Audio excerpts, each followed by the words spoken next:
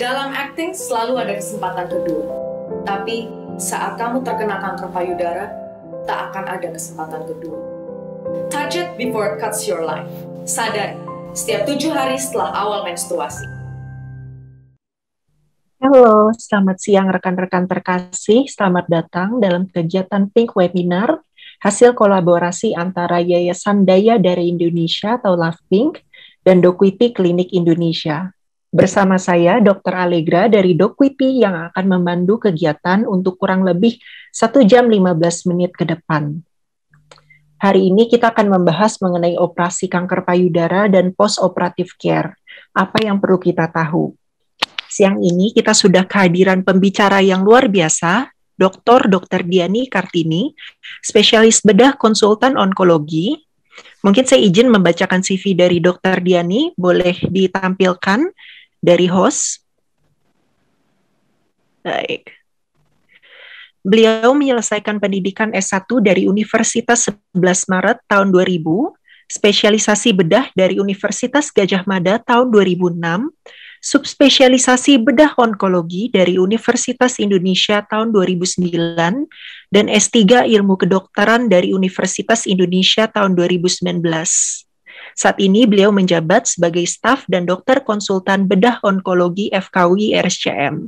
Selamat siang Dr. Diani, sehat dok kabarnya? Alhamdulillah sehat. Dok. Alhamdulillah ya dok, siap. Nah, dari LovePink, kita sudah kehadiran 3 perempuan luar biasa. Ibu Samantha Barbara Islan. Beliau menyelesaikan pendidikan dari S1 Business Administration Universitas Katolik Indonesia Atmajaya tahun 1989, S2 Master of Business Administration dari Southern New Hampshire University, USA tahun 1992. Sejak Juni tahun 2014, beliau menjabat sebagai Chairwoman dari Daya Darah Indonesia Foundation atau LovePink. Silakan Bu Samantha, selamat siang. Selamat siang, dokter. Sehat, puji Tuhan. Kita Amin. sehat semua dan selalu senang bisa berkumpul di sini, Dokter Allegra. Ya. Siap, it's a pleasure. Ya. Yang kedua dari LovePink, Ibu Tri Utami. Beliau menyelesaikan pendidikan S1 Agribisnis dari IPB tahun 1987 dan Magister Manajemen tahun 2006 dari Universitas Prasetya Mulia. Beliau juga seorang survivor breast cancer yang didiagnosis tahun 2014 dan telah menjalani berbagai rangkaian terapi.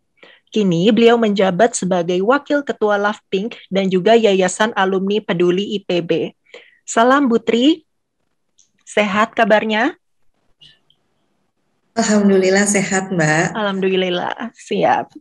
Last but not least, kita ada kehadiran Ibu Vertina Tarasari Yulianti. Beliau menyelesaikan pendidikan S1 Ekonomi Akuntansi dari Universitas Trisakti Jakarta. Ibu Vertina memiliki berbagai pengalaman kerja dalam bidang finansial.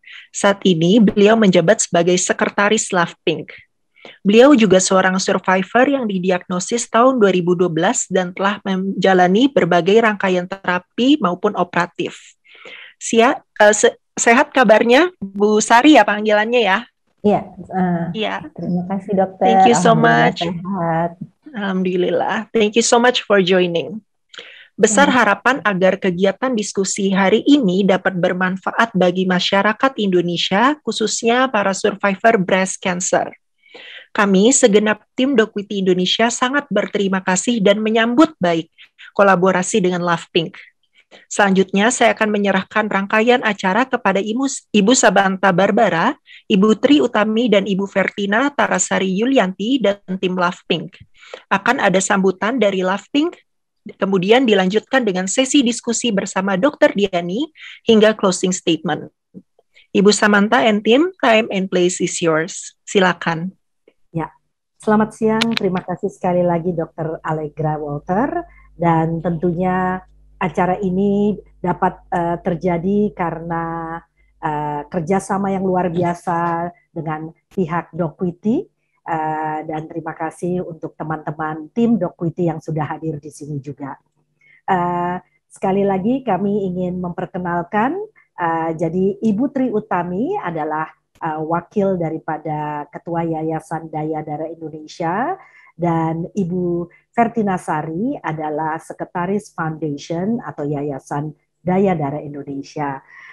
Kami merintis dari 2013, tetapi kemudian karena ternyata banyak sekali teman-teman di luar sana yang perlu kami kawal, akhirnya di 2014, di bulan Juni, kita syah menjadi sebuah badan hukum yang namanya Yayasan Daya Darah Indonesia atau yang biasa dikenal dengan nama LAVPINK. Misi kami dua. Yang pertama adalah edukasi kepada teman-teman di luar sana, para perempuan khususnya dan tentunya pria, untuk sadar akan kesehatan payudaranya, yaitu kami selalu melakukan kampanye-kampanye pentingnya deteksi dini. Dan yang kedua adalah kita memberikan support moral kepada para pasien, teman-teman yang sedang berjuang, para warrior, penyintas kanker payudara, kita kawal dari awal, dan juga mereka tahu bahwa mereka tidak sendiri, ada komunitas dan ada ribuan, saat ini mungkin hampir 3.000 perempuan yang pernah kami kenal dan kita jalan bersama, dan tentunya senang juga sebagian dari mereka sudah kembali kepada pekerjaannya masing-masing. Jadi selalu ada hidup setelah kanker payudara dan kita tidak sendiri. Itu yang pertama. Nah, Dokter Diani, senang sekali kita bisa bertemu di sini. Terima kasih atas waktunya. Banyak sekali teman-teman di luar sana yang masih bingung, wah nanti kok aku dioperasi silete ya opo ini, nanti malah jadi kanker payudara. Padahal operasi kanker adalah salah satu metode perawatan ya dok ya bagi pasien kanker umumnya, dan tentunya tujuannya menghilangkan tumor atau jaringan kanker pada bagian tubuh tertentu. Tapi kerap ini dikaitkan dengan kok ada operasinya ini, operasinya beda, kok dia operasi duluan, saya enggak. Terus kemudian apakah ini memastikan saya sehat 100%? Nah, mari kita mulai bincang-bincang ya dok. Teman-teman di sini ada menitipkan beberapa pertanyaan. Tapi sebelumnya mungkin kita mundur sedikit dok. Sebenarnya penyebab kanker payudara itu apa sih dok? Silakan dokter. Baik, terima kasih. Sebelumnya saya ucapkan terima kasih kepada Dok Witi dan juga LAVPINK sudah memberi kesempatan kepada saya untuk kita berbagi diskusi di siang hari ini. Semoga kita semua dalam keadaan sehat karena pandemi ini cukup membuat hidup kita tegang. Oke, tadi pertanyaan Ibu, sebenarnya kalau untuk penyebab kanker payudara memang itu multifaktorial. Jadi tidak seperti kalau kita berbicara tentang infeksi jelas penyebabnya adalah bakteri dan kita bisa cari bakterinya apa, itu kita bisa tahu.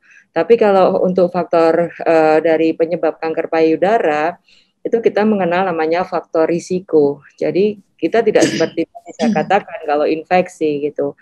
Jadi ada beberapa faktor risiko pada perempuan bisa kena kanker payudara, misalnya perempuan yang tidak ada anak, kemudian juga melahirkan pada usia yang lebih tua, misalnya di atas 35 tahun, kemudian pemakaian kontrasepsi hormonal, misalnya suntik, pil dalam jangka panjang, kemudian juga faktor keturunan yang diturunkan itu juga bisa.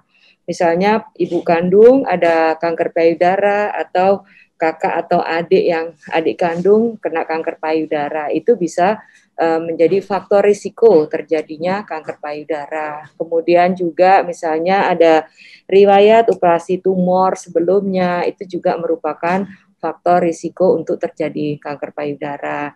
Selain itu misalnya lifestyle, merokok, kemudian kegemukan atau obesitas, nah itu juga bisa menjadi faktor risiko untuk terjadinya kanker payudara. Seperti itu, Ibu. Iya, Baik, jadi memang sekali lagi banyak yang bertanya apa penyebabnya, ini multifaktoral ya, seperti Betul. resiko-resiko yang tadi sudah dokter sampaikan. Iya. Nah, kalau dilihat jenis perawatan kanker payudara, dokter, kan jadi ketika kita terdiagnosa, Ya. apakah mungkin bisa dijelaskan ketika kita terdiagnosa apa saja perawatannya yang kemungkinan seorang pasien harus lalui, dan apakah operasi merupakan yang utama dari semua yang ada itu? Oke. Ya. Jadi begini. Jadi kalau paling banyak itu pasien datang ke dokter itu dengan keluhan adanya benjolan di payudara. Baik, kadang-kadang bisa ketemu dengan karena pasien rajin sadari, cek payudara sendiri, atau lewat general check up yang biasa dikerjakan biasanya pada karyawan dan segala macam itu ada rutin. Nah, kemudian dari situ dokter akan memeriksa, kemudian memberikan pemeriksaan penunjang. Jadi setelah diperiksa, namanya dipalpasi. Tentunya setelah dokter bertanya-tanya riwayatnya, kemudian dipalpasi, diperiksa benjolannya ini curiganya ke arah mana. Bisa ke arah jinak atau ke arah ganas atau juga mungkin ada kista. Nah, taunya bagaimana? Taunya dengan pemeriksaan penunjang. Jadi dokter akan memberikan pemeriksaan penunjang bisa USG, kemudian mamografi, dan sebagainya. Dari situ akan lebih jelas lagi, ini yang benjolan yang tadi ditemukan itu kecurigaannya kemana. Itu baru curiga, belum 100% terdiagnosis. Kalau yang 100% itu dengan mengadakan biopsi. Jadi biopsi itu mengambil sampel, kemudian diperiksa di laboratorium. Nah, itu sudah 100% kalau itu. Nah, kemudian setelah itu kita staging. Jadi kita lihat nih stadium berapa. Tentunya dengan beberapa pemeriksaan penunjang yang lain. Misalnya saat ini sih bisa fasilitas PET scan bisa. Ya udah silakan. Tapi memang ada kekurangan kelebihannya juga. Nah, kemudian setelah itu dokter akan menentukan langkah selanjutnya. Apakah pasien ini langsung dioperasi? Bila di stadium awal, itu pasien operasi. Kemudian kalau stadiumnya sudah lokal lanjut, artinya sudah ada tanda kulit jeruk atau luka, puting ketarik ke dalam, nah itu dokter justru akan memberikan pengobatan terlebih dahulu. Jadi pengobatan sebelum tindakan pembedahan. Ini yang di luar stadium 4. Artinya kalau stadium lokal lanjut belum ada penyebaran jauh, itu masih ada kemungkinan untuk dilakukan operasi. Tetapi tadi kembali lagi dokter akan memberikan obat terlebih dahulu. Kita menyebutnya dengan neoadjuvan. Jadi pengobatan sebelum operasi. Nah, neoadjuvan itu bisa berupa kemoterapi, bisa juga hormonal terapi, itu bisa. Nah, setelah itu akan dilihat responnya bagaimana. Kalau misalnya responnya bagus, dalam artinya tumornya mengecil, tidak ada penyebaran, bisa dilanjutkan operasi. Itu untuk stadium yang lanjut, lokal lanjut. Tapi kalau stadium awal, misalnya benjolannya masih kecil, tidak ada tanda-tanda kulit jeruk, tidak ada luka, nah itu bisa langsung operasi justru, baru kemudian terapi-terapi yang lain diberikan. Dan jenis operasi pun banyak gitu, Bu. Baik, ya. Ini cukup jelas sekali. Selanjutnya saya persilakan Mbak Utami untuk mungkin ada pertanyaan-pertanyaan untuk Dokter Diani. Silakan Mbak Utami. Baik, selamat siang Dokter Diani. Salam sehat selalu, Dok. Iya, sama-sama. Iya. Saya mau melanjutkan pertanyaan tadi yang sudah disampaikan oleh Ibu Samantha. Jadi masih berkaitan dengan masalah operasi. Jadi memang operasi itu tadi dokter sudah sampaikan belum tentu dilakukan sebagai tindakan yang pertama berarti ya Dok ya. Tergantung dari kondisi pasien masing-masing ya Dok ya. Oke. Tapi tetap dianggap sebagai treatment utama dari seorang pasien kanker payudara, begitukah, Dok? Ya, jadi kalau prinsipnya adalah selama pasien ini masih bisa dioperasi, bukan stadium 4, artinya stadium 4 itu walaupun tumornya kecil, tapi sudah ada misalnya penyebaran ke paru-paru, ke hati, itu kita masih bisa melakukan operasi. Bahkan ke tulang, metastasis atau penyebaran ke tulang masih ada tempat. Tetapi kalau sudah ada penyebaran, misalnya ke hati, ke paru, atau ke intrakranial di otak, nah itu justru operasi ini bukan pilihan utama. Jadi sangat ketat gitu. Tapi kalau di stadium awal, di stadium lokal lanjut, operasi itu harus modal juga gitu. Apalagi yang stadium pertama, makanya stadium awal, makanya tadi saya katakan stadium awal kita operasi terlebih dahulu. Tapi kalau stadium lokal lanjut, kita berikan obat terlebih dahulu. Nah, kalau stadium 4, stadium akhir, nah justru operasi bukan modal utama itu. Itu. Baik. Ya. Baik. Oke, jadi operasi belum tentu menjadi modal utama. Jadi sebenarnya tujuan dari operasi itu apa, Dok?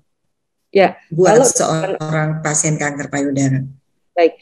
Jadi tujuan operasi itu untuk mengontrol lokal dan regionalnya. Jadi area lokal itu adalah di payudaranya sendiri yang ternak kanker. Regionalnya itu di kelenjar getah bening sebagai tempat penyebaran regional, istilahnya regional. Nah, misalnya paling sering kalau untuk regional, misalnya untuk breast cancer yang lokasinya di kita menyebutnya di lateral, di samping, kita larinya ke kelenjar getah bening di ketiak itu. Nah, itu tergantung posisinya si cancer itu juga. Jadi operasi adalah untuk lokal regional control. Kalau lokal regional control. Lokal regional, iya betul. Oke, baik. Tadi dokter juga sempat menyinggung soal ada ternyata operasi itu juga ada berbagai macam ya, Dok ya. Betul, betul. Karena kalau nggak salah setiap dokter itu memutuskan pasien A itu harus dioperasi dengan cara yang A, sementara pasien B harus dengan cara yang B. Itu bagaimana memutuskannya, Dok? Baik, jadi memang kita mengenal beberapa macam operasi untuk kanker payudara. Yang paling sering yang mungkin masyarakat tahu adalah mastektomi atau pengangkatan payudara satu sisi. Atau misalnya dua sisi. Jadi pengangkatan mastektomi istilahnya. Jadi pengangkatan tumor beserta payudara sehat. Kemudian juga kalau misalnya ototnya terlibat kita angkat, dan juga pembersihan kelenjar getah bening. Nah itu artinya dada jadi kayak dada laki-laki itu, jadi nggak ada payudaranya lah, payudaranya diangkat semuanya. Tapi ada juga operasi namanya breast conserving surgery atau payudaranya itu dipertahankan. Artinya kita memang estetik adalah tujuannya, tetapi tidak menghilangkan kaidah onkologinya. Jadi treatmentnya dapat, estetiknya juga dapat itu. Tapi tentunya pasti ada persyaratannya. Jadi tidak mungkin tidak ada persyaratan bila seseorang itu bisa dilakukan breast conserving therapy, surgery atau payudara yang dipertahankan. Misalnya persyaratannya adalah ukuran tumornya masih kecil, kemudian tidak ada penyebaran, kemudian juga lokasinya tidak di belakang puting. Nah, itu masih bisa dipertimbangkan untuk mempertahankan payudara.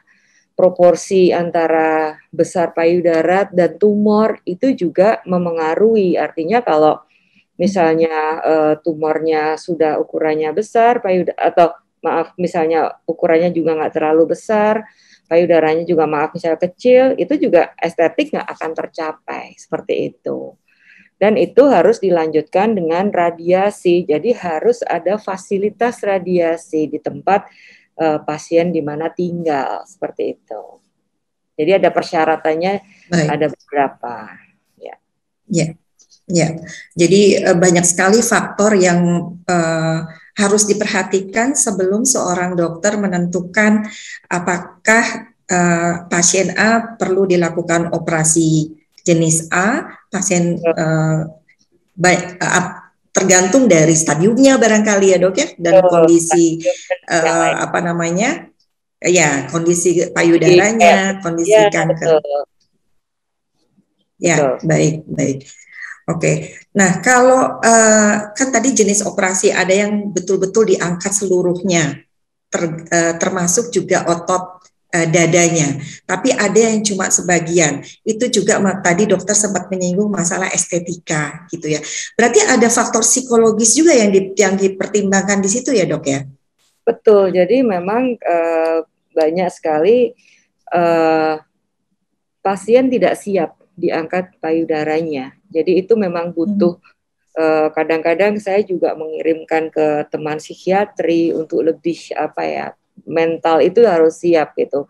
Tentunya akan berbeda kalau misalnya diangkat satu payudara atau dengan dipertahankan payudaranya. Nah ini harus dari pasien pun harus siap.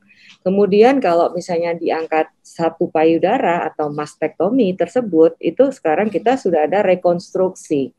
Jadi rekonstruksi itu dibikin dalam tanda kutip itu payudara baru gitu. Nah itu macam-macam, bisa diambilkan dari tubuh sendiri. Jadi dipindah untuk dibuatkan seperti payudara, walaupun memang secara fungsi, sensasi dan sebagainya tidak ada. Itu lebih ke estetik juga, seperti estetika itu juga. Iya, betul. Baik. Terima kasih Dokter Diani. Saya kembalikan ke Mbak Samantha untuk melanjutkan. Silakan Mbak. Iya, baik. Terima kasih Mbak Utami. Iya, masih seputar mastektomi, dokter.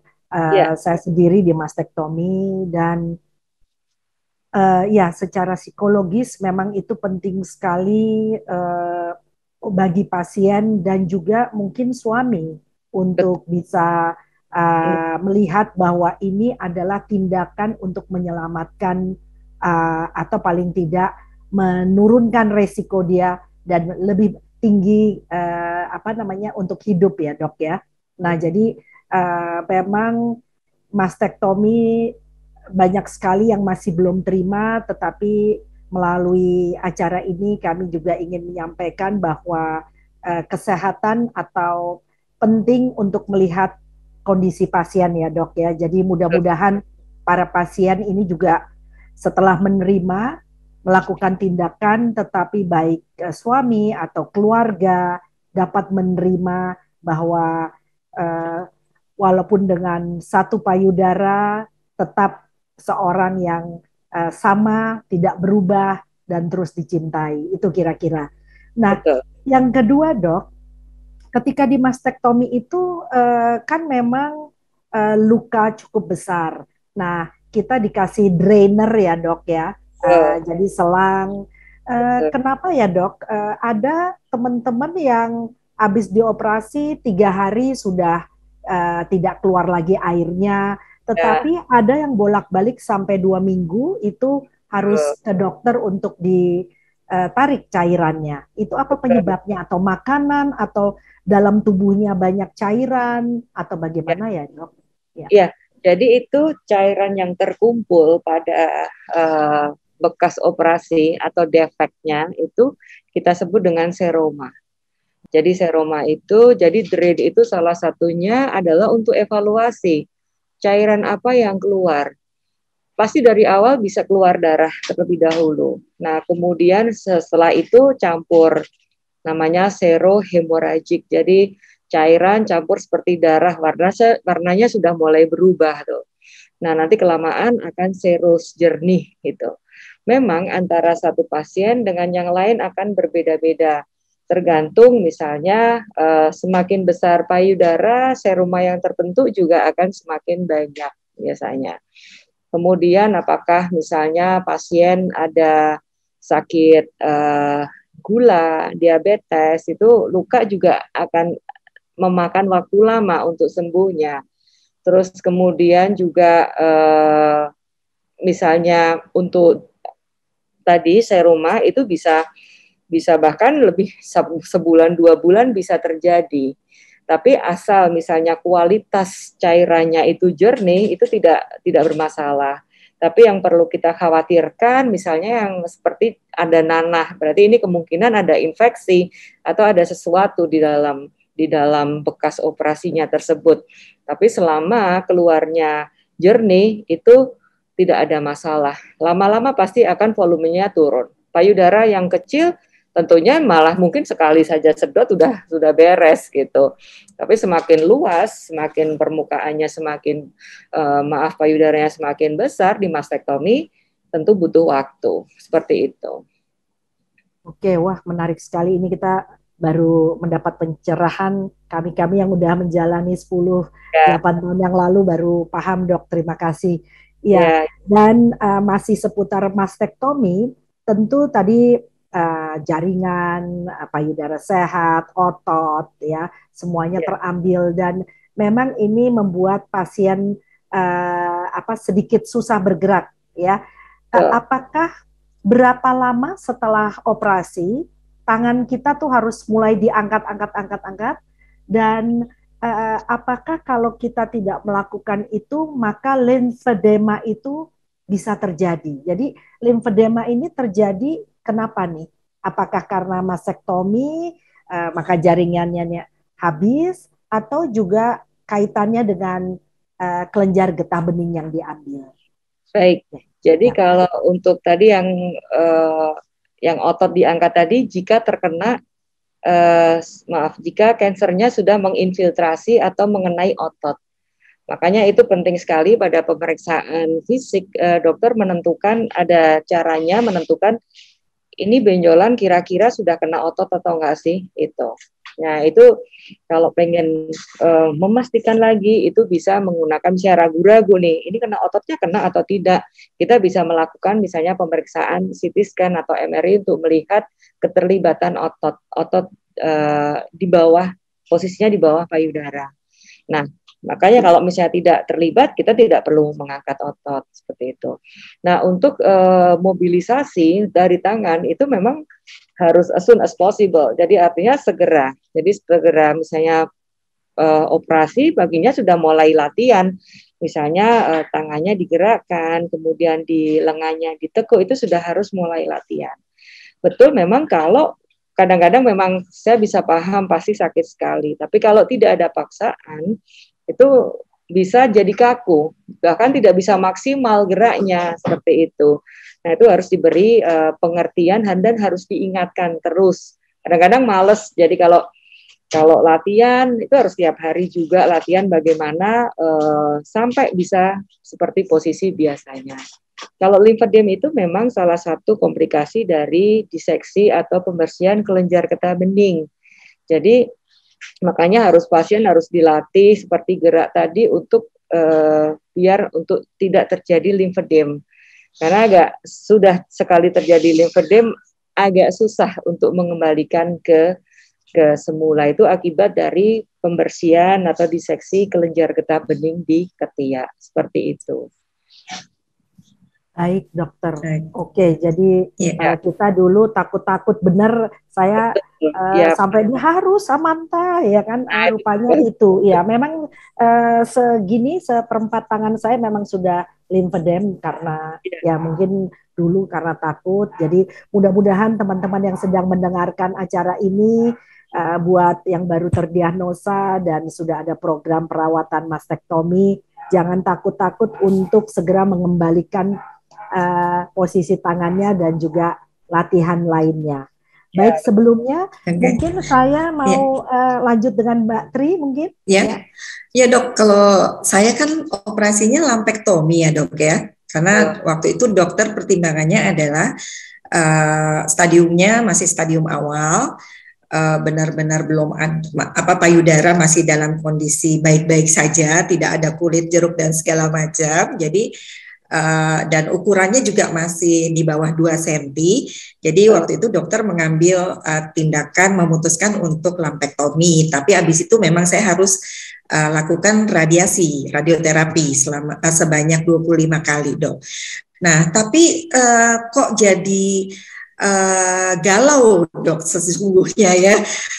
Kok kenapa teman-teman yang lain kok mastektomi, jadi seperti ada kekhawatiran gitu.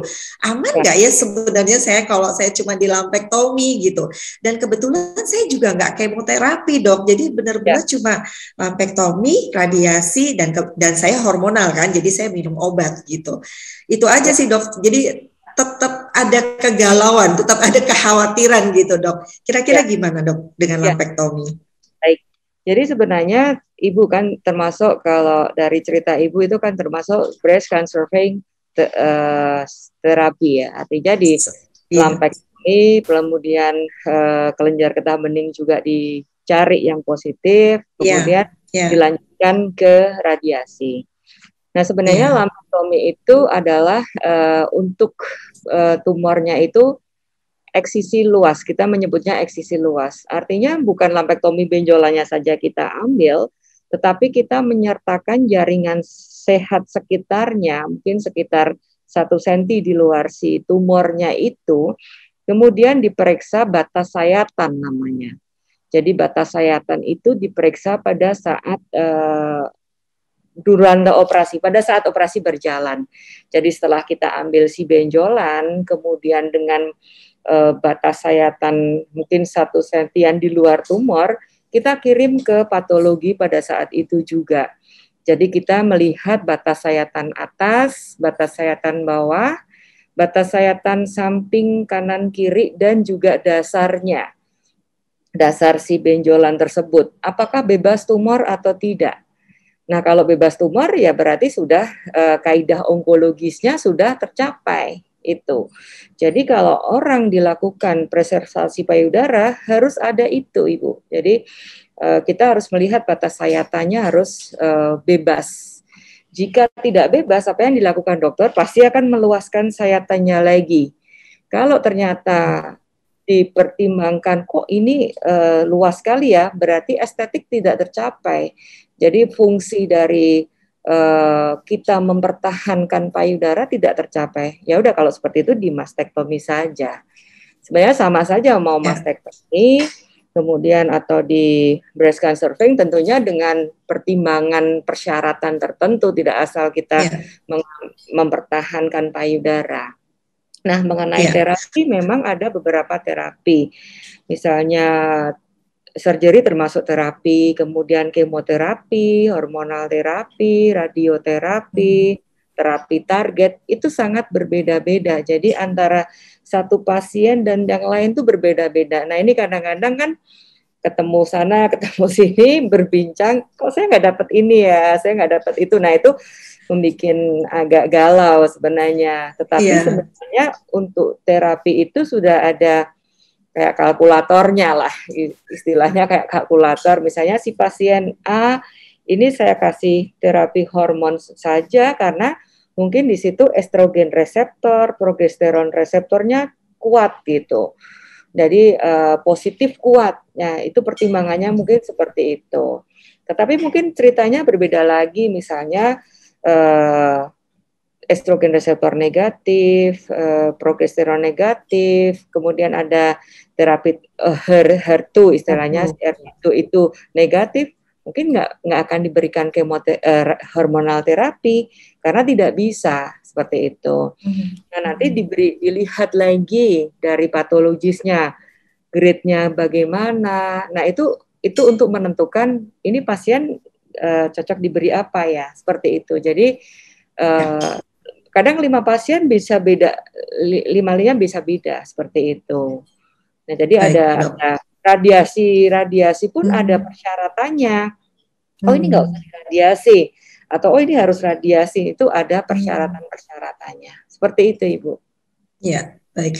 Jadi nggak perlu terlalu khawatir berlebihan juga ya dok, karena pasti dokter pada saat melakukan pengangkatan sebagian dari payudara kita itu pasti sudah memenuhi protokol-protokol yang memang sudah ditetapkan dunia medis ya dok ya. Ya betul. Oke. Termasuk juga mengambil sebagian dari kelenjar getah bening kita di ketiak ya dok ya, itu juga merupakan satu protokol yang memang prosedur standar yang harus dilakukan, begitu ya dok ya? Ya, jadi kalau untuk yang tadi mempertahankan payudara tadi, ada istilahnya sentinel node biopsy. Jadi kita melihat kelenjar, jadi sebelumnya disuntikkan dengan satu zat untuk melihat kelenjar getah bening yang terwarna, ya, jadi terwarna, kemudian diperiksa ke patologi, ini mengandung anak sebar atau tidak. Makanya untuk tentunya itu pada saat pemeriksaan kelenjar getah beningnya dikatakan N0. Jadi 0 tuh pemeriksaan klinis nggak ngeraba nih gitu loh. Tapi kita pengen tahu di situ ada anak sebar atau enggak. Nah itu makanya disuntikkan suatu zat, kemudian kita cari kelenjar getah bening yang terwarna, kemudian kita periksa. Bisa saja mengandung anak sebar, bisa juga tidak gitu. Nah itu suatu prosedur pada saat kita tidak bisa meraba kelenjar getah bening, seperti itu. Baik, jadi operasi kelenjar getah bening juga menjadi bagian dari khususnya untuk kalau kita menjalani lumpektomi tadi ya dok ya, itu wajib hukumnya berarti ya? Iya, jadi pasti sudah dicari ini ada anak sebar atau tidak gitu. Atau kalau tidak? Iya, kalau mastektomi kita sudah satu prosedur gitu. Ya. Ya, baik. Silakan selanjutnya Mbak Samantha. Ya, seru sekali nih dokter dan Mbak Utami. Teman-teman memang nggak boleh ngiri ya dok. Setiap pasien unik ya dok, dengan keunikannya, dengan semua hasil lab, hasil patologi, hasil sel-selnya dan reseptornya. Jadi buat yang kebetulan mendengarkan, kalau temannya ada yang minum obat hormonal, ya biarin aja. Kita mungkin bukan hormonal, ya kan? Kalau yang kok dia di lumpektomi, saya mastektomi 2 loh.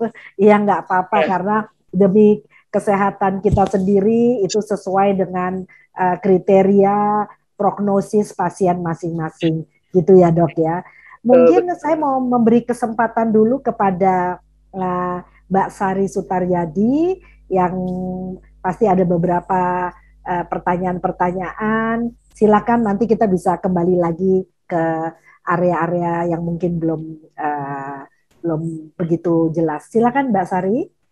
Ya, selamat siang Dokter Diani. Selamat siang. Sehat selalu ya dok ya. Dok, tadi aku tuh karena aku breast reconstruction ya, jadi aku mau menanya sedikit tentang rekonstruksi itu. Nah, itu ada efeknya nggak sih dok, rekonstruksi payudara itu, dan kapan sebaiknya seorang pasien itu melakukan rekonstruksi? Karena kalau misalnya seperti saya kan stadium 2A, itu dokternya membolehkan saya untuk rekonstruksi langsung. Namun ada beberapa teman yang katanya kata dokternya dianjurkan untuk kalau jika ingin melakukan rekonstruksi setelah semua treatment selesai. Seperti itu dok. Mohon penjelasan dok. Baik. Jadi gini, jadi rekonstruksi itu ada 2, ada yang delay, ada yang langsung direct gitu. Nah, memang sih paling bagus tentunya direct, jadi langsung jaringannya juga masih segar seperti itu. Jadi sebenarnya kalau sekarang sih dianjurkan memang direct reconstruction, tapi kalau delay itu nunggu bisa 2 tahun sebenarnya. Tapi mengenai tadi untuk menunggu terapinya selesai, sebenarnya juga yang namanya cancer apapun itu bisa misalnya terjadi kekambuhan kapan aja gitu. Artinya suka-suka si kansernya. Artinya kita tidak bisa memastikan bahwa setelah 2 tahun pasti bebas. Sebenarnya tidak seperti itu. Nah, makanya kalau untuk rekonstruksi itu memang lebih ke pilihan dari pasiennya. Itu kan suatu pilihan.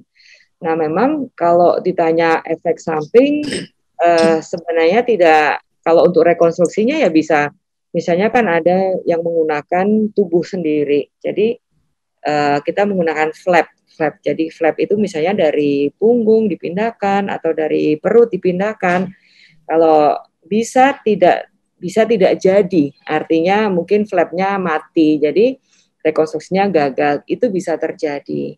Kemudian untuk deteksinya, kalau terjadi rekurensi, saya rasa kita bisa banyak modalitas. Misalnya kan sekarang ada USG, mamografi, tentunya yang bisa di mamografi, ada PET scan, akan lebih mudah jika ada rekurensi bisa terdeteksi. Sebenarnya tidak masalah dilakukan rekonstruksi seperti itu. Tapi kalau tadi mungkin ada yang delay, artinya kita tidak tahu pada saat operasi mungkin stadiumnya berapa nih gitu loh. Kalau misalnya stadium lokal lanjut, mungkin pertimbangan dokternya kita tunggu aja deh, misalnya 2 tahun aman baru kita rekonstruksi. Itu bisa. Tapi kan lebih baik memang direct karena masih fresh gitu. Jadi kalau misalnya mau melakukan rekonstruksi, jaringannya kan masih baru. Jadi sekalian misalnya habis dari dokternya mengambil baik itu misalnya mastektomi, langsung dikerjakan rekonstruksi seperti itu. Tapi tentunya dengan penjelasan apa yang bisa terjadi. Misalnya tadi saya katakan mungkin flapnya tidak jadi, flapnya mati, itu bisa. Artinya kalau misalnya flapnya udah nggak bisa diselamatkan ya jadi kayak mastektomi, jadi datar lagi seperti itu. Itu aja sih. Mungkin kalau menggunakan silikon pada saat diradiasi mungkin juga ini perlu pertimbangan. Mungkin ukurannya juga nanti bakalan tidak simetris lagi kanan kiri gitu. Itu. Tapi untuk rekonstruksi so far sih aman. Jadi nggak ada. Tentunya dengan indikasi yang kuat ya. Termasuk kalau menggunakan implan ya dok ya aman ya kan, karena kalau misalnya ada mitos kan kalau misalnya menggunakan implan atau menggunakan sesuatu yang di luar jaringan tubuh itu bisa men-trigger kanker payudara, itu benar nggak sih dok? Enggak kan? Kalau implan cuma untuk pemeriksaannya mungkin agak susah dengan karena USG. Jadi kalau perempuan yang menggunakan implan itu dengan MRI payudara. Karena kan implan itu cairan, jadi dengan USG akan agak susah untuk melihat adanya rekurensi. Makanya kalau implan, nah nanti penggunaan untuk deteksinya dengan MRI, itu aja. Tapi tidak apa-apa sih. Tapi tidak itu mitos ya dok ya? Iya. Kan karena itu kan pakai yang silikon yang pakai ada kantongnya, bukan yang suntik atau apa itu. Jadi kalau ada apa-apa kan bisa dilepas juga. Jadi yang ada kantongnya itu silikonnya itu. Masuk di bawah otot dada ya dok ya? Iya betul, tapi itu kan kadang-kadang kan maaf kan orang ada yang suntik-suntik itu, itu kan. Nah kalau yang di sini kan yang ada kantongnya, sehingga kalau terjadi sesuatu, misalnya terjadi rekurensi, ya itu diangkat, kemudian di treatment ya itu. Baik dok. Ya. Lalu kalau misalnya untuk operasi rekonstruksi itu kira-kira butuh waktu berapa lama ya dok ya untuk penyembuhannya ya? Dan apakah ada yang harus diperhatikan selama proses penyembuhan itu ya dok? Ya kalau rekonstruksi kan tadi kan ada yang menggunakan flap yang namanya istilahnya flap. Jadi bagian tubuh kita dipindahkan untuk menutup sebagai payudara tanda kutip. Nah itu harus untuk penyembuhannya kan kita harus di awal kita harus pastikan bahwa pembuluh darahnya itu aman. Artinya kalau pembuluh darah aman, tentunya flapnya hidup gitu. Tapi kalau pembuluh darahnya mungkin ketekuk atau istilahnya kinkin, bisa saja flapnya menjadi mati, artinya tidak hidup. Itu yang harus dipastikan oleh surgeon yang melakukan, baik itu mungkin bedah onkologi yang melakukan atau bedah plastik yang melakukan, itu harus dipastikan dalam jangka waktu berapa hari ini aman gitu. Jadi pasien bisa, oh ini nggak ada istilahnya kalau kita melihat nggak ada biru-birunya gitu. Biru-biru itu artinya jaringan yang tidak mendapat makan vaskularisasi. Nah itu kan mati kan warnanya kebiruan. Nah itu yang perlu dievaluasi seperti itu. Itu aja. Pertanyaan terakhir dok dari aku. Ya. apa namanya, ini in general, gimana sih dok, ada kiat-kiatnya nggak dok supaya luka bekas operasi itu cepat sembuh, cepat kering seperti itu? Apa Oh yang baik. harus dilakukan untuk merawatnya seperti itu dok? Ya, jadi kan tadi seperti Ibu Samata yang tanyakan itu kayak seroma tadi. Kadang-kadang justru pasien yang habis operasi itu makan, pola makannya itu membatasi daging, tidak mau makan ini, makan itu, ikan juga. Nah itu justru pada saat kita penyembuhan butuh protein gitu. Silahkan aja makan untuk penyembuhan, tapi memang ada faktor komorbid yang mungkin bisa bikin lama sembuhnya, seperti tadi misalnya gula. Itu mungkin akan lukanya kadang-kadang bermasalah, bahkan lukanya bisa terbuka. Nah itu atau kemudian kulit yang kalau kita melakukan pengangkatan payudara kan ditipiskan itu. Nah itu jadi yang kulit yang ditipiskan mati. Jadi sehingga kita butuh waktu lama lagi untuk penyembuhan. Tetapi sebenarnya setelah operasi silakan aja mau makan daging, ikan, itu justru bagus gitu, telur, bahkan kita butuh banyak gitu untuk supaya lekas baik gitu. Jadi kalau habis operasi silakan aja makan gitu, nggak ada. Kadang-kadang kan dengar ini nggak boleh makan itu, nggak boleh makan ini. Nah itu yang agak mengganggu untuk penyembuhan. Itu aja.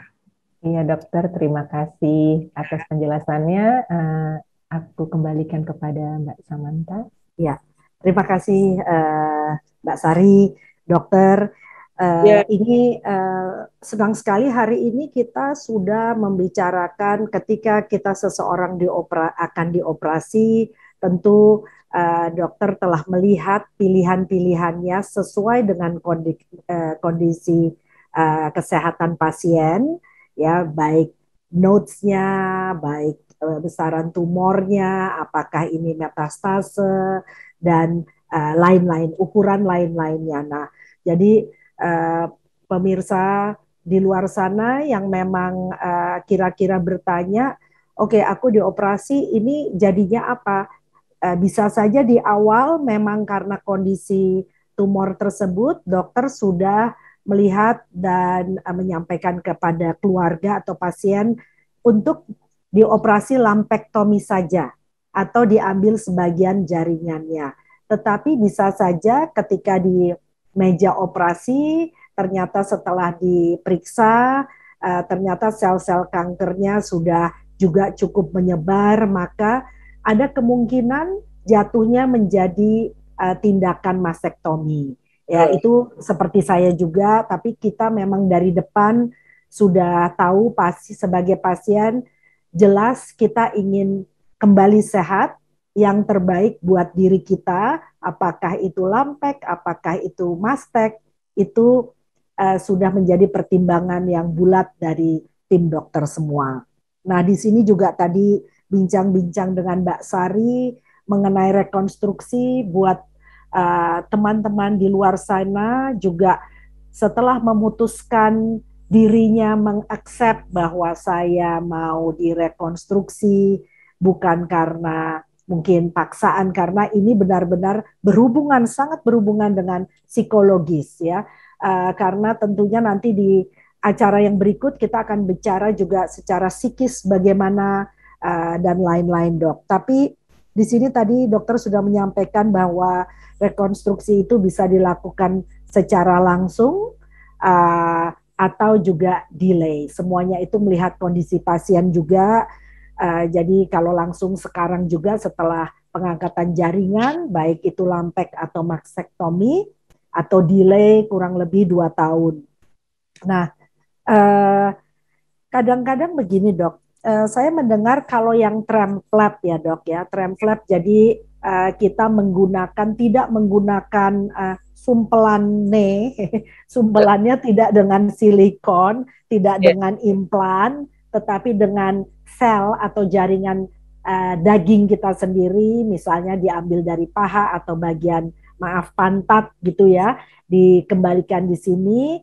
Nah itu memang seorang pasien harus benar-benar mendapatkan informasi yang jelas dan pro kontranya harus jelas ya dok, karena juga ada beberapa pasien yang melakukan tram flap terus mengambil jaringan dari perutnya. Kebetulan kayak saya ini kan gedut sekali ya dok ya, jadi lumayan lah buat bahan sumpelan. Tetapi cakep di dada, di perut juga mungkin jadi tummy tuck, tapi ini juga punya konsekuensi-konsekuensi lainnya begitu ya dok ya. Jadi ketika seorang memutuskan untuk rekonstruksi, apa advice dokter untuk pasien itu sendiri dan tentu keluarganya? Kira-kira bagaimana dok? Baik, atas pertanyaannya. Jadi satu, rekonstruksi itu memang satu pilihan, artinya pilihan dari pasien. Kadang-kadang pasien tidak mau direkonstruksi, kadang-kadang PD-nya akan timbul jika direkonstruksi. Nah, itu sangat pilihan. Kemudian juga pasien harus tahu bahwa gundukan yang dibikin atau rekonstruksi itu pasti fungsinya tidak seperti payudara yang asli. Nah, itu harus tahu di situ. Kemudian juga pasien harus siap jika rekonstruksi itu gagal. Artinya gagal itu bisa mungkin ternyata payudara kanan sama kiri tidak sama, artinya tidak simetris bagus. Kemudian juga pasien harus tahu atau sadar bahwa bisa saja tadi rekonstruksinya tidak jadi, artinya tidak jadi. Oh, ternyata flapnya bermasalah gitu, bermasalah tidak hidup. Artinya ya mau nggak mau tetap harus jadi seperti mastektomi itu. Jadi tetap harus itu harus sampai informasi ke situ harus pasien harus tahu. Kemudian untuk mengenai yang penting adalah setelah itu kan untuk follow up-nya. Nah, follow up-nya itu kadang-kadang misalnya agak susah dengan menggunakan USG, bisa kita menggunakan MRI dan sebagainya. Nah, itu harus pasien harus tahu. Misalnya tadi menggunakan silikon, ya tentunya kalau USG akan susah, kita akan menggunakan MRI. Tapi sekali lagi bahwa pasien harus tahu bahwa yang hal-hal tersebut tadi, jadi jangan sampai ekspektasinya terlalu tinggi, ternyata nggak bisa gitu. Artinya, oh ternyata kok rekonstruksi kok tetap kanan kiri berbeda ya, atau yang satunya yang direkonstruksi kecil, yang aslinya besar. Nah itu kan mungkin akan membuat pasien kecewa. Tapi itu pasien harus siap dengan informasi-informasi seperti itu. Itu aja. Baik. Jadi senang sekali, semoga para pemirsa juga para pasien bahwa di luar sana banyak pilihan ya. Semua pilihan, tetapi resiko dan konsekuensinya juga harus diketahui. Dok, saya mau bicara soal ini. Kalau saya ingat zaman dulu kita mau operasi, kira-kira persiapannya tuh apa aja sih dok? Bukan saja persiapan, oke, saya siap masuk ke kamar operasi, tetapi tes-tes apa yang harus dilakukan? Karena tadi saya baru ke-trigger nih bahwa gula itu penting loh diketahui. Apakah seorang ini punya gula? Ini kita baru ya Mbak Ut dan Mbak Sari ya, kita nggak pernah punya informasi bahwa hasil lab kalau gula tinggi hati-hati nih, jahitan bisa basah terus, atau kayak tadi seromanya jadi, oh pantesan 2 bulan. Nah ini informasi menarik yang baru saja kami ketahui. Jadi selain apa saja tes-tesnya dok, dan apa yang harus dicermati. Jadi mungkin ada alertnya, kalau begini, nah ini mesti ke sini gitu. Silakan Dr. Diani. Jadi kan ada pemeriksaan perioperatif. Jadi sebelum kita melakukan operasi. Tentunya akan berbeda, misalnya pasien di bawah 40 tahun atau dengan pasien 60 tahun, 70 tahun, pasti tentunya persiapannya akan berbeda.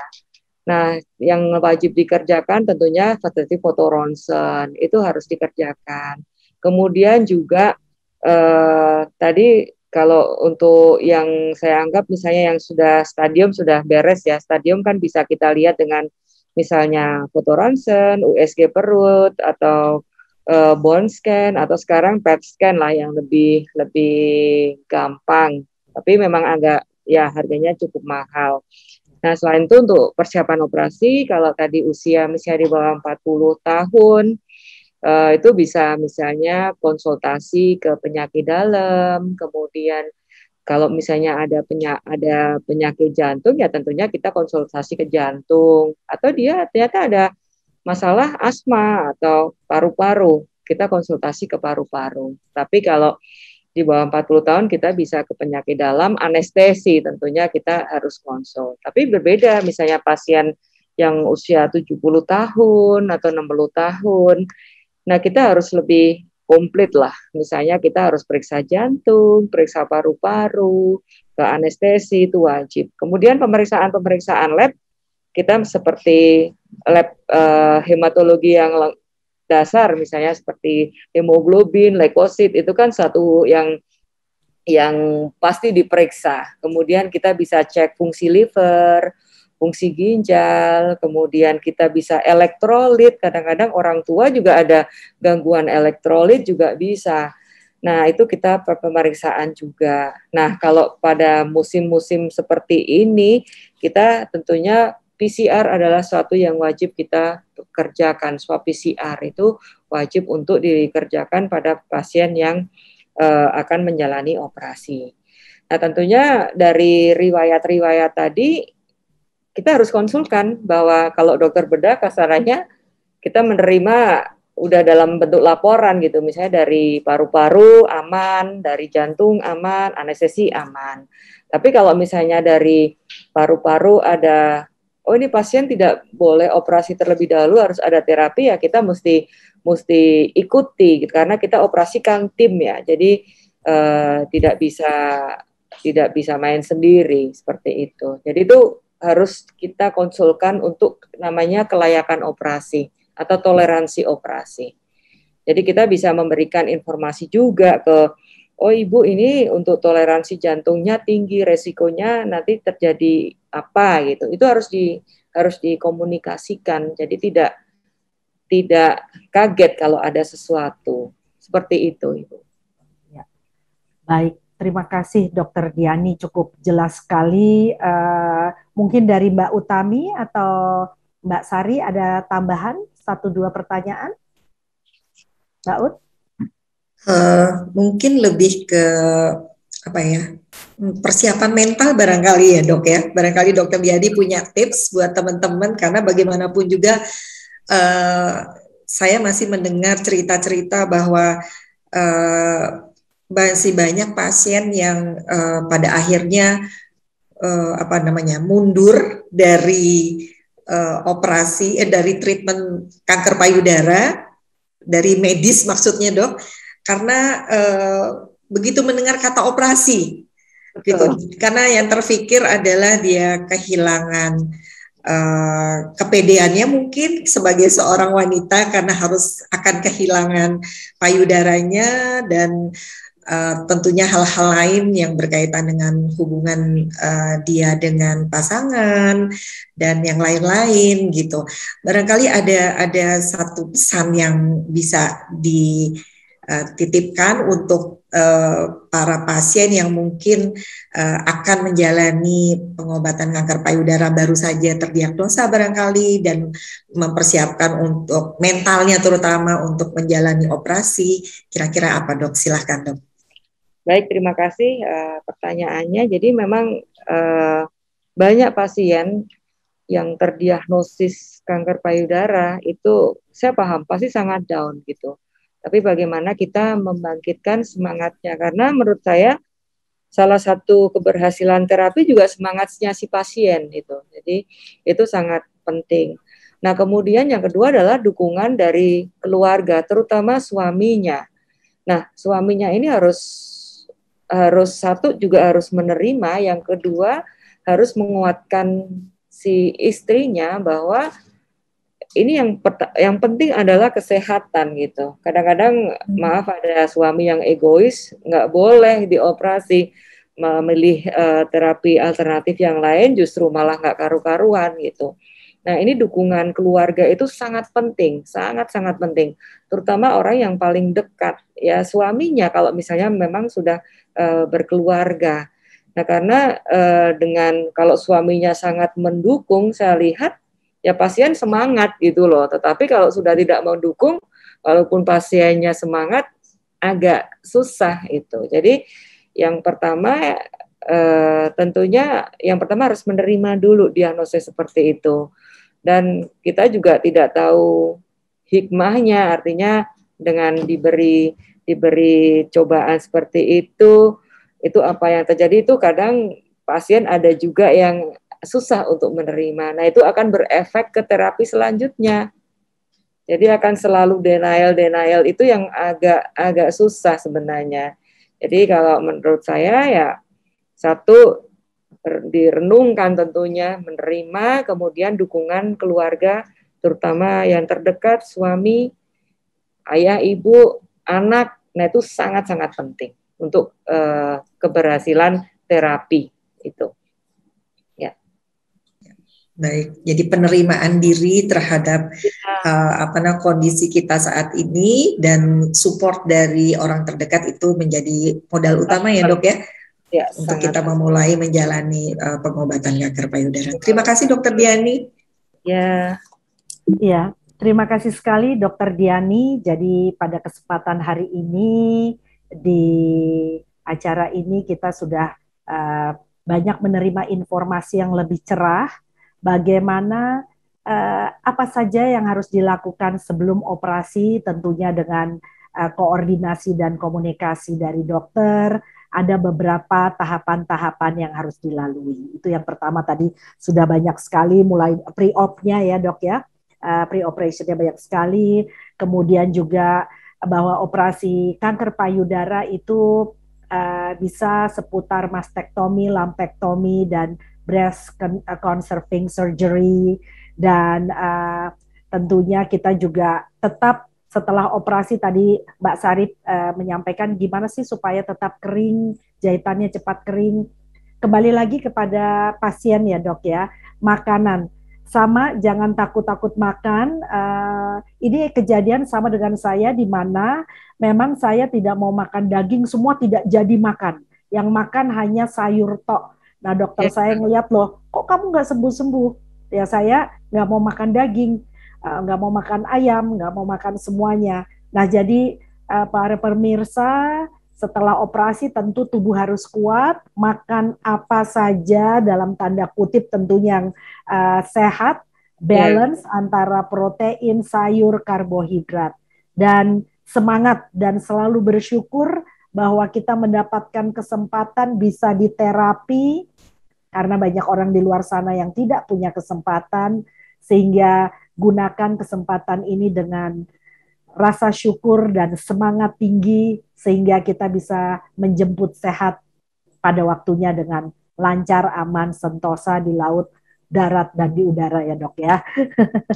Terima kasih sekali Dokter Diani. Rasanya bincang-bincang kita pada hari ini sudah cukup. Nanti mudah-mudahan bisa jumpa lagi dok. Terima kasih sekali. Kami kembalikan kepada Dokter Allegra. Silakan dokter. Terima kasih banyak Bu Samantha atas closing-nya. Dokwiti ingin mengucapkan terima kasih sebanyak-banyaknya atas dukungan dari Lovepink, Ibu Samantha, Ibu Utami, Ibu Sari, dan narasumber kita siang hari ini, Dr. Diani. Bagi rekan-rekan warrior dan juga survivor kanker payudara, Anda tidak sendiri. Di sini ada peran dan dukungan dari dunia medis, komunitas, masyarakat, pemerintah, dan juga swasta. Memang tidak mudah, tentu ada banyak proses yang harus kita lalui. Namun setiap kondisi medis tentu perlu kita usahakan solusinya, mulai dari deteksi dini, diagnosis, terapi, persiapan operasi hingga pasca operasi. Mari kita jaga kesehatan diri kita sesuai anjuran medis yang berbasis bukti. Salam dari Dokwiti dan Lovepink, sampai jumpa untuk kegiatan Pink Webinar berikutnya. Stay tune.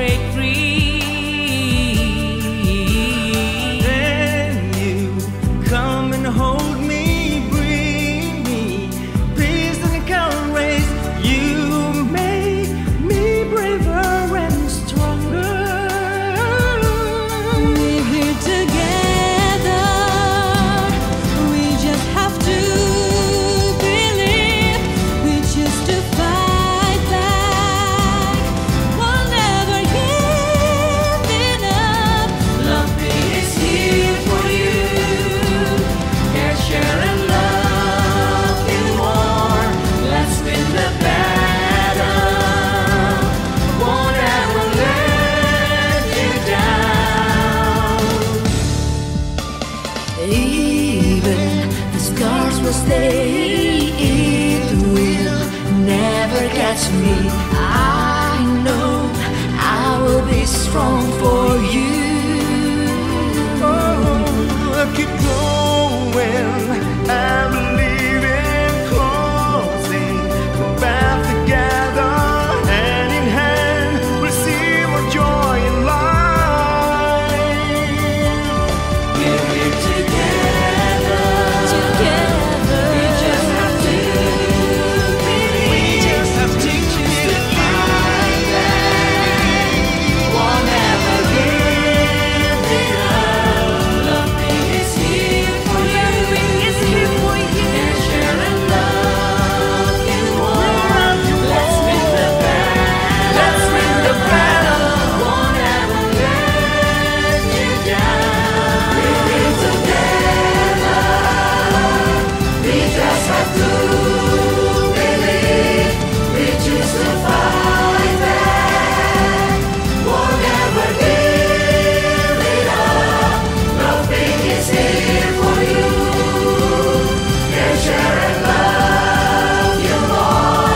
Let's win the battle. Won't ever let you down.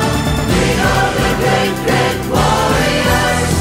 We are the great survivors. Shine on, embracing life. Nothing will do. We're here together. We just have to believe. We choose to fight.